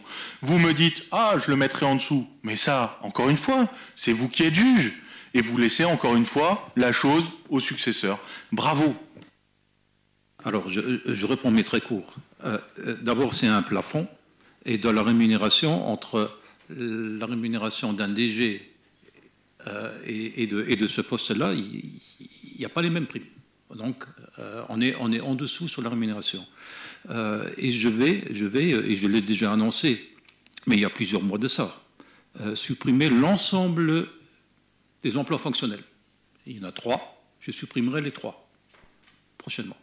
Voilà. Madame Spire. Monsieur Atmania. Monsieur le maire, je vous rappellerai juste que les emplois de cabinet font partie des emplois fonctionnels. Alors, j'espère que vous n'avez pas supprimé l'emploi de votre directeur de cabinet, puisqu'un poste de collaborateur cabinet, c'est un poste d'emploi fonctionnel. En tous les cas, je l'espère pour lui. Mais encore une fois, monsieur le maire, vous dites « Ah oui, mais je baisse, je ne vais pas mettre, c'est pas la même chose, c'est pas les mêmes primes, etc. » sans vous rendre compte du niveau d'indécence de ce que vous nous dites.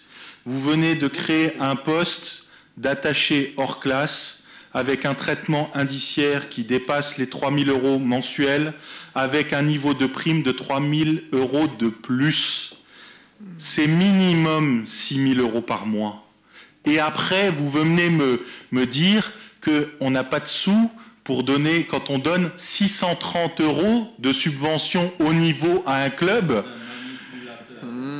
Ça, c'est une insulte, encore une fois, monsieur le maire, mais je vous laisse à votre niveau de bassesse, c'est bien. Bien. Oh, pardon. Qui est contre? Qui s'abstient? Merci Virginie. Le point numéro 16, avec le remplacement de la chaudière de l'église du Vennec et le versement d'une subvention d'équipement. Merci, monsieur le maire. Donc, la chaudière de l'église Saint-Jean du Vennec, qui date de 1998. Donc, il est nécessaire de procéder à son remplacement par un matériel performant.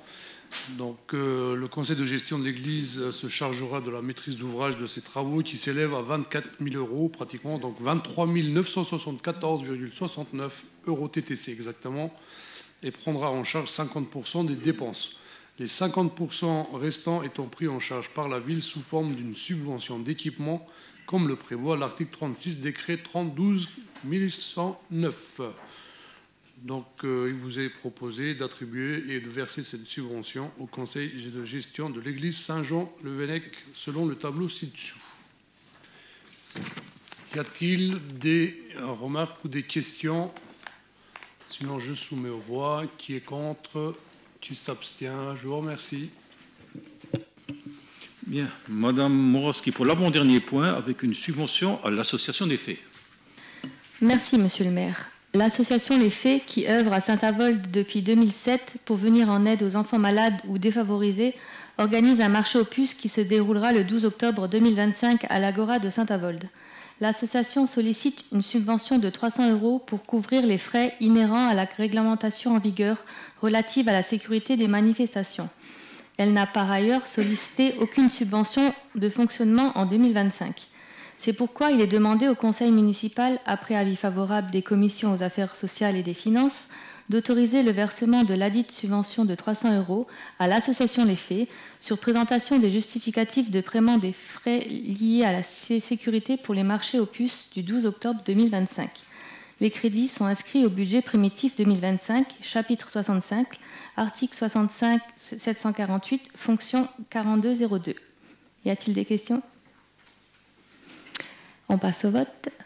Qui est contre? Qui s'abstient? Merci.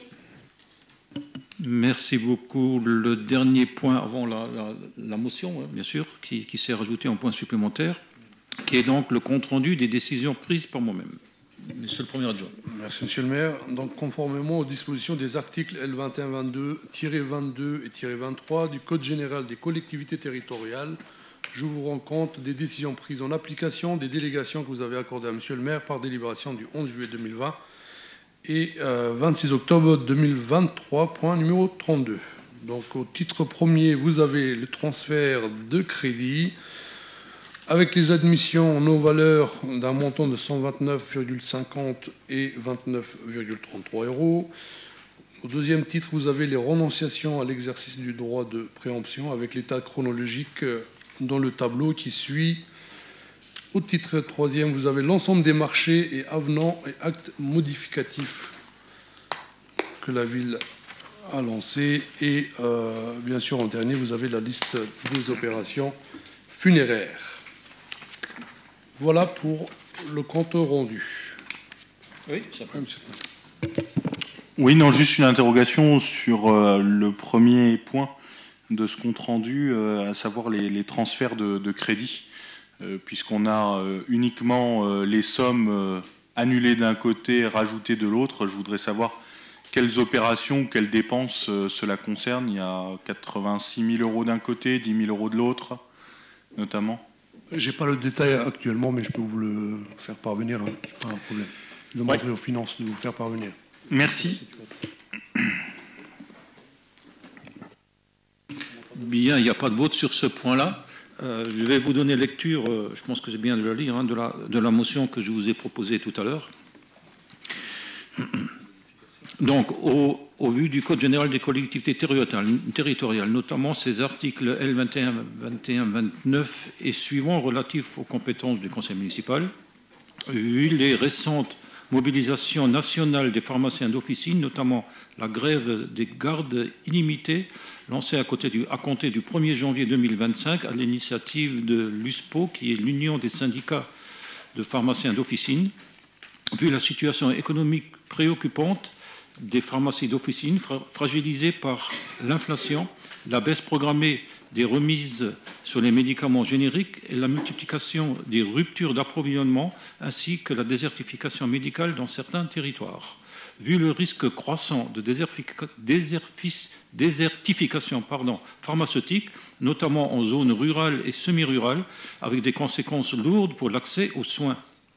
Vu la décision du juge administratif du 7 juillet 2025 suspendant un arrêté préfectoral portant sur l'atteinte au droit de grève des pharmaciens dans le Grand Est et considérant que les pharmacies d'officine constituent un service de santé publique de proximité indispensable en lien direct avec les populations pour l'accès aux soins, le conseil municipal, la prévention et l'accompagnement thérapeutique. Après avoir délibéré, le conseil municipal, dans l'article 1, le conseil municipal de Saint-Avold apporte son soutien plein et entier aux pharmaciens d'officine de la communauté du territoire, de la commune et du territoire, y compris s'agissant des mouvements de grève, pour défendre la viabilité de leur profession et la qualité du service rendu à la population. En deux, le conseil municipal examine son inquiétude quant aux conséquences des mesures gouvernementales envisagées, notamment la réduction des plafonds de remise sur les médicaments génériques et alerte sur les risques de fermeture d'officines menaçant l'égal accès aux soins. Le conseil municipal tient également à rapporter aux autorités compétentes l'importance de lutter contre la désertification médicale, tant de la médecine libérale et les officines sont étroitement liées dans l'exercice de leur mission en matière de santé publique et d'accompagnement de la population. En 3, le conseil municipal demande aux autorités compétentes, la préfecture de la Moselle, l'agence régionale de santé du Grand Est, le ministère de la Santé et de la Prévention, les parlementaires de la Moselle, de suspendre les réformes fragilisant les pharmacies de proximité, d'ouvrir un dialogue structuré avec les représentants de la profession et de mettre en œuvre des mesures concrètes pour garantir et pérenniser le maillage officinal, y compris en zone rurale et semi-rurale. En 4, le maire est chargé de transmettre la présente délibération au préfet de la Moselle, à monsieur le directeur coordinateur de la gestion des risques du Grand Est, à l'agence régionale de santé du Grand Est, au ministère de la Santé et de la Prévention, ainsi qu'aux parlementaires du département. Et enfin, en 3, la présente délibération fera l'objet d'une publication sur le site internet de la ville et pourra être transmise à l'Association des maires de France et à l'Association des maires de Moselle pour information et relais éventuels. Voilà.